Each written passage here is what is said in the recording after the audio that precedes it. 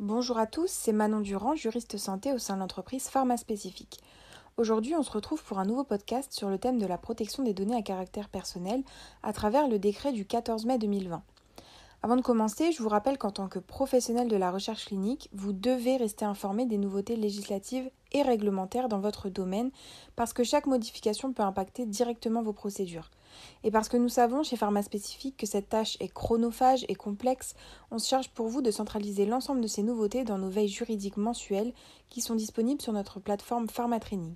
N'hésitez donc pas à vous y abonner. On commence donc avec le sujet du jour, le fameux décret du 14 mai 2020 qui est relatif au traitement de données à caractère personnel à des fins de recherche, d'études ou d'évaluation dans le domaine de la santé. Ce décret, en fait, il vient remplacer un premier décret existant.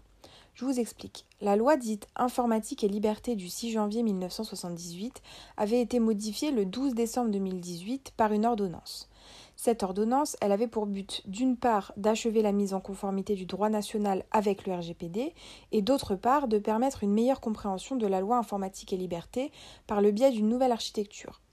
Mais cette ordonnance, elle devait être précisée par un décret, et c'est là qu'est intervenu donc le décret du 29 mai 2019, qui est donc remplacé maintenant par le décret dont on parle aujourd'hui, celui du 14 mai 2020. Pour comprendre les enjeux du décret, il faut d'abord comprendre ce qu'est le Health Data Hub. Il s'agit en fait d'une plateforme d'exploitation des données de santé qui vient se substituer à ce que l'on connaissait avant sous le nom d'INDS, ou Institut national des données de santé, et qui vient donc reprendre et élargir ses missions. Il est porté par le ministère des Solidarités et de la Santé et a été créé par la loi Santé du 24 juillet 2019. Le Health Data Hub, il a pour objet de veiller à la qualité des données de santé et aux conditions générales de leur mise à disposition, garantissant leur sécurité et facilitant leur utilisation dans le respect de la protection des données personnelles sur l'ensemble du territoire. Revenons-en maintenant donc au décret du 14 mai 2020. Ce décret, il vient remplacer le CERES, Comité d'expertise pour les recherches, les études et les évaluations dans le domaine de la santé, par le CESRES, Comité éthique et scientifique pour les recherches, les études et les évaluations dans le domaine de la santé. C'est donc le CESRES qui sera désormais saisi dans le cadre des études, évaluations et recherches n'impliquant pas la personne humaine. Et je vous parlais du Health Data Hub parce que le secrétariat du CESRES est désormais assuré par ce dernier. Comment ça se passe ? Classiquement, lorsqu'un projet de réutilisation des données de santé est mis en œuvre, il doit être soumis au Health Data Hub, qui va le transmettre lui-même au CESRES pour avis, puis à la CNIL.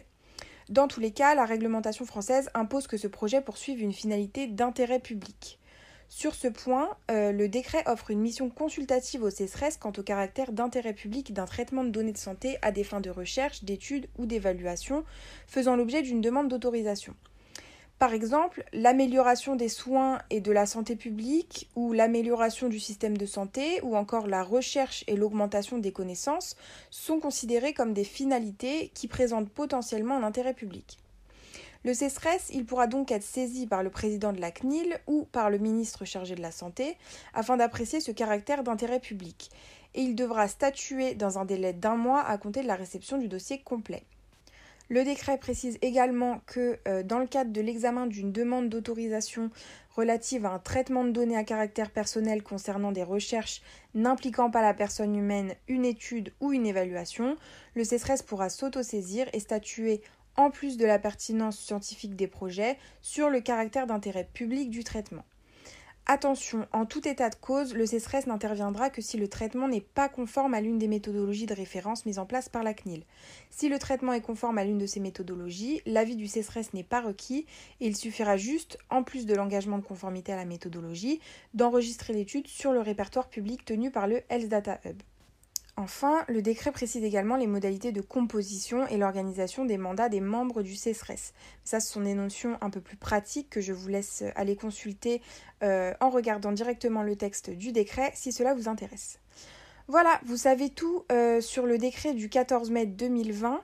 N'hésitez pas à partager ce podcast à toutes les personnes qui pourraient être intéressées par ce sujet.